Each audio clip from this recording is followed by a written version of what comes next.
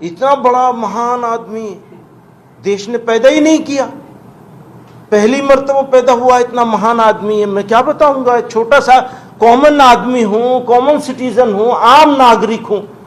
वो हीरो में जीरो, मैं मानता हूं, हाँ मैं जीरो हूं, मैं तो हूं जीरो, इसमें कोई डाउट नहीं है, मुझे जरा भी डाउट नहीं है। तो बहुत उनका शुक्रिया। सीएम ने बोला आपको मेरी ऑर्गेनाइजेशन का रिजोल्यूशन है वो, और वो बहुत क्लियर है, उसमें किसी पर्सन की ऐसी बात नहीं है जिस तरह ट्विस्ट करके पेश किया जा रहा है। लेकिन ये कि उनके खिलाफ कार्रवाई करने का डिमांड तो किसी भी नागरिक को है, वो कर सकता है, उसके ऊपर इतना गुस्सा करने की तो कोई जरूरत नहीं है। यही बात है।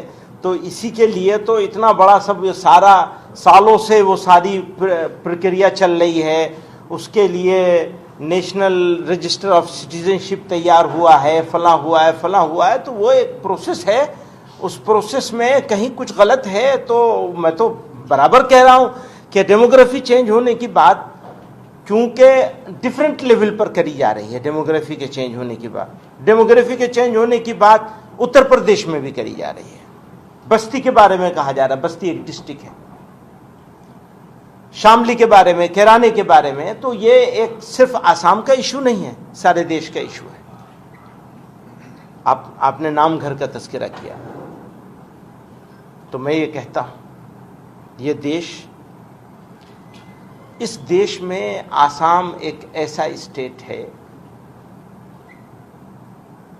जिसको मैं जब भी यहां से आता हूं, कल भी हम गुजर रहे थे, इतना खूबसूरत, इतना शानदार, अपनी माटी के लिए, अपनी नदी के लिए, अपनी झीलों के लिए, अपने पहाड़ों के लिए, अपनी ग्रीनरी के लिए, और अपने लोगों के लिए, अपने पीपल के लिए।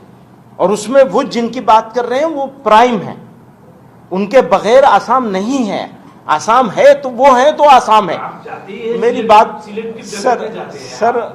सर मेरी बात पूरी तो हो जाए, आप बिल्कुल बोलिएगा, आप ये माइक भी दूंगा आपको, कोई ऐसी बात नहीं है। ऐसा है, वो लोग, वो आसाम जिसको शंकर देवदान फकीर ने मिलके एक मिली जुली तहजीब बनाई थी, एक खूबसूरत चीज़, एक ऐसी संस्कृति वजूद में आई थी। अब उसमें किसी को कोई तकलीफ है तो हमें भी उसके साथ भी खड़ा होना है, बिल्कुल होना है। किसी को तकलीफ नहीं, तकलीफ होगी अगर मेरी इस उंगली को तकलीफ होगी और मैं कहूँगा नहीं ये उंगली ठीक है मेरी, ये कैसे हो सकता है?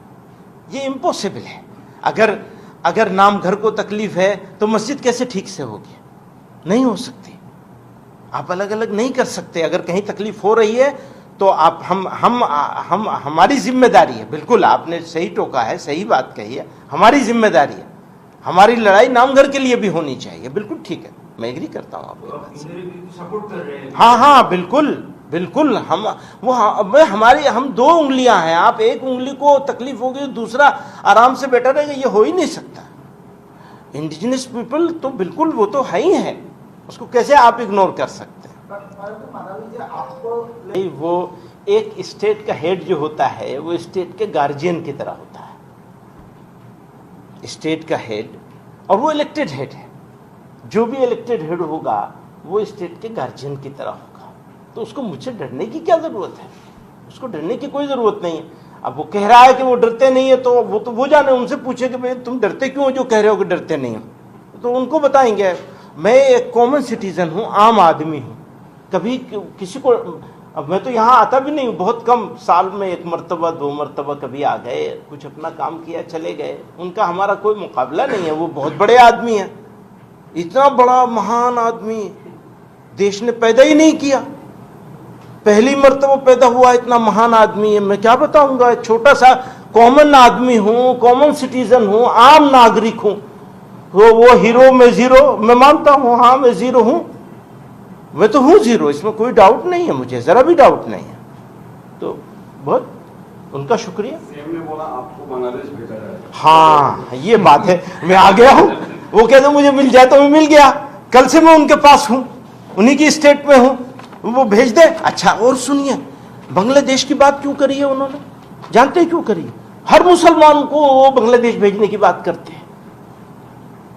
जब मेरे जैसा आदमी जिसका बाप और दादा दोनों भारत की स्वाधीनता संग्राम में 20 साल जेलों में रहे, और एक जगह की जेल में नहीं, 6 जगह की जेल में रहे। उनको आप ये कह रहे हैं बांग्लादेश भेज देंगे। बहुत अच्छे, बहुत खूब।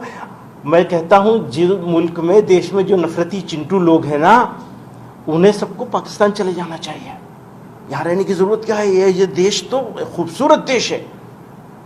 यहां तो भाईचारा, आपसी मोहब्बत, सम्मान, वो उसके साथ जीने का मुल्क है। ये मुल्क ने इतने सालों में इतनी पुरानी सिविलाइज्ड हिस्ट्री है इस देश की। आज की थोड़ी, ये 5,000 7,000 साल पुरानी। हम गर्व के साथ कहते हैं कि हम सबसे पुरानी तहजीब हैं। ये देश की जो संस्कृति है, ओल्डेस्ट संस्कृति है, ओल्डेस्ट सिविलाइजेशन। ओल्डेस्ट और ग्रेटेस्ट सिविलाइजेशन कैसे हुई है? ऐसे शब्दों के बोलने से, ऐसे स्टाइल के होने से।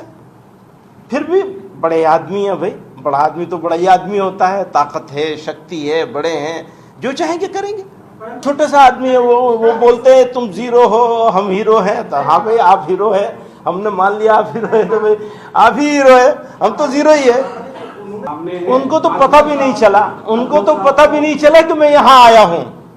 मेरे आने के 6 घंटे के बाद उनको पता चला है कि मैं यहां आया हूं। उन इन्विटेशन से क्या आऊंगा, उनको तो पता भी नहीं चला कि मैं यहां आया हूं। सही बात है ये। वो भाई, मैं वो तो कह रहा हूं, मुझे कहा, उन्होंने कहा बांग्लादेश भेज देंगे, उनकी पार्टी ने कहा इन्हें जेल भेज दो, तो मैं दोनों चीजों के लिए तैयार हूं। बांग्लादेश भेज दोगे, वहां भी चला जाऊंगा, भेज दो भैया।